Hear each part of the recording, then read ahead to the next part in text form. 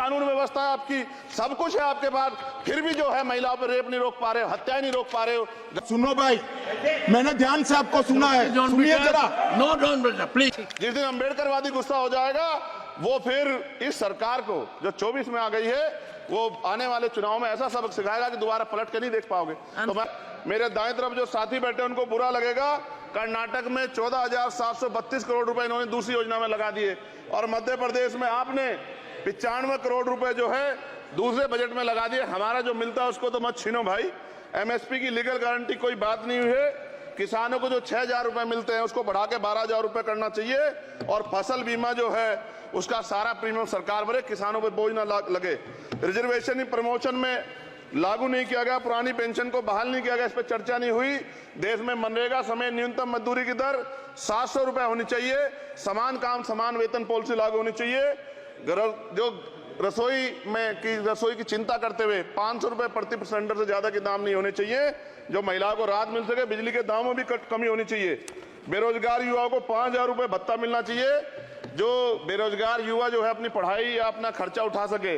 मैं अपने क्षेत्र के विषय में महोदय आपसे कहना चाहता हूं कि पश्चिम यूपी में नगीना में एक एम्स बनना चाहिए, एक IIT बननी चाहिए, एक IIM बनना चाहिए। नगीना लोकसभा में उद्योग धंधे लगने चाहिए। नगीना की कताई मिल जो है उसको पुनः शुरू कराना चाहिए। RRTC जो योजना है सरकार की उसको मेरठ से आगे बढ़ाकर मुजफ्फरनगर, सहारनपुर से नजीबाबाद नगीना होते हुए उसको नगीना तक ले जाना चाहिए। साथ साथ नजीबाबाद से मुंबई के लिए एक ट्रेन चलनी चाहिए और नगीना, श्योरा, किरतपुर में रेलवे के ओवरब्रिज बनने चाहिए। सभापति महोदय, सामाजिक न्याय मंत्रालय को 13,000 करोड़ रुपए दिए गए और जनजाति कार्य मंत्रालय को 13,000 करोड़ रुपए दिए, कुल 26,000 करोड़ रुपए, जो कुल बजट 48.20 लाख का लगभग 0.54% है। जबकि हमारी संख्या 25% से ज्यादा SC/ST की और बहुजन समाज की मिलाओगे तो 85% से ज्यादा है। और हमारे विकास के लिए सरकार 1% पैसा खर्च कर रही है, जो मिलना हमें चाहिए, जबकि मिलना में 25% चाहिए। ये ऊंट के मुंह में जीरा के समान है, कहावत हमने बहुत दिन सुनी थी। पिछले लंबे समय से हमारे साथ धोखा हो रहा है, लेकिन अब ये नहीं चलेगा। चंद लोगों की तराजू से देश के संसाधन नहीं बटेंगे। इस देश का बहुजन समाज बर्दाश्त नहीं करेगा। संसाधन का बंटवारा संख्या के आधार पे होगा। माननीय काशीराम साहब नारा लगाए थे, ना तो वोट हमारा राज तुम्हारा चलेगा, और आज हम कह रहे हैं ना ही वोट हमारा और नोट तुम्हारा चलेगा। इस बात का भी ध्यान जो है सरकारों को देना पड़ेगा। आपके माध्यम से सरकार से मेरी एक मांग है, सरकार इस योजना का लाभ भी अपने आप ले ले, सरह भी ले ले कि 1 लाख रुपए सालाना बहुजन समाज के अत्यंत गरीब परिवारों को दे। 10 लाख करोड़ रुपए खर्च होंगे, लेकिन इस 1 लाख रुपए की योजना से एक झटके से परिवार गरीबी की रेखा से ऊपर आएगा और इनके बच्चों को कुपोषण खत्म होगा, अच्छी शिक्षा मिलेगी, महिलाओं को सम्मानजनक जीवन मिलेगा और इससे वास्तव में सबका साथ सबका विकास का नारा सार्थक होगा। अगर प्रश्न ये होगा कहां से आएगा, तो उसका जवाब ये है कि जब अमीरों का 16 लाख करोड़ रुपए माफ हो सकता है, कॉर्पोरेट टैक्स का घटाकर लाखों करोड़ रुपए का चूना सरकारी खजाने को लगाया जा सकता है, पेट्रोल डीजल के दाम 10 गुना एक्साइज ड्यूटी बढ़ाई जा सकती है, तो गरीबों को सरकार पैसा क्यों नहीं दे सकती। महोदय, समय आ गया है, अब निजी क्षेत्रों में आरक्षण की व्यवस्था होनी चाहिए।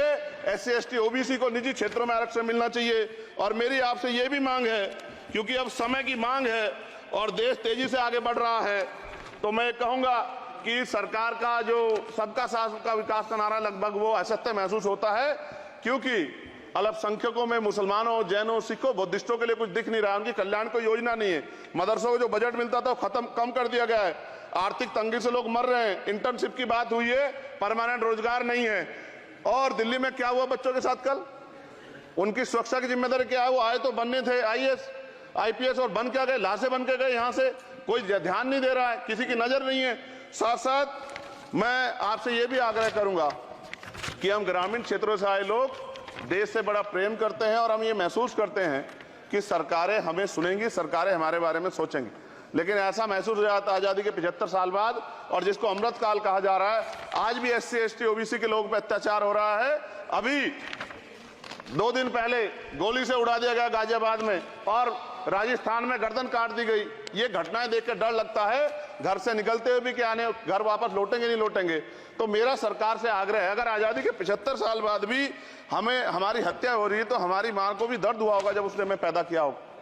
हमारी बहनों को भी हमारे खोने का दर्द होता होगा। कैसी कानून व्यवस्था है आपकी?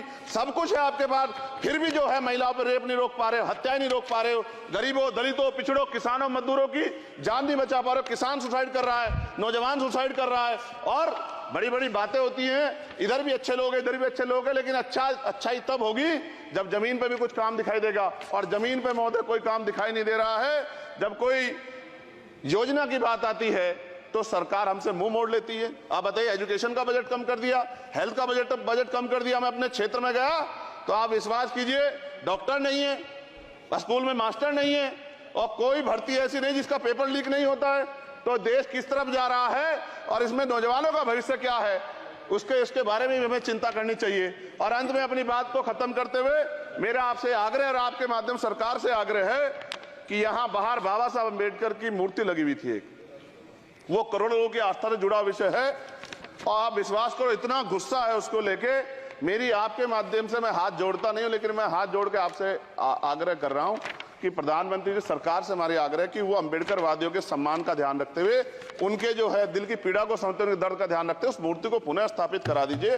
अगर इसमें कोई राजनीतिक कारण अलग बात है, लेकिन मैं कंक्लूड कर रहा हूं। मगर मैं आपसे कहना चाहता हूं, इसमें बहुत गुस्सा है। जिस दिन अम्बेडकरवादी गुस्सा हो जाएगा, वो फिर इस सरकार को जो 24 में आ गई है, वो आने वाले चुनाव में ऐसा सबक सिखाएगा कि दोबारा पलट कर नहीं देख पाओगे। तो मैं आपका धन्यवाद करता हूं, और मुझे विश्वास है कि सरकार मेरी बातों पे गौर करेगी और गरीबों के बारे में सरकार सोचेगी, गरीबों को आगे बढ़ने के अवसर प्रदान होंगे।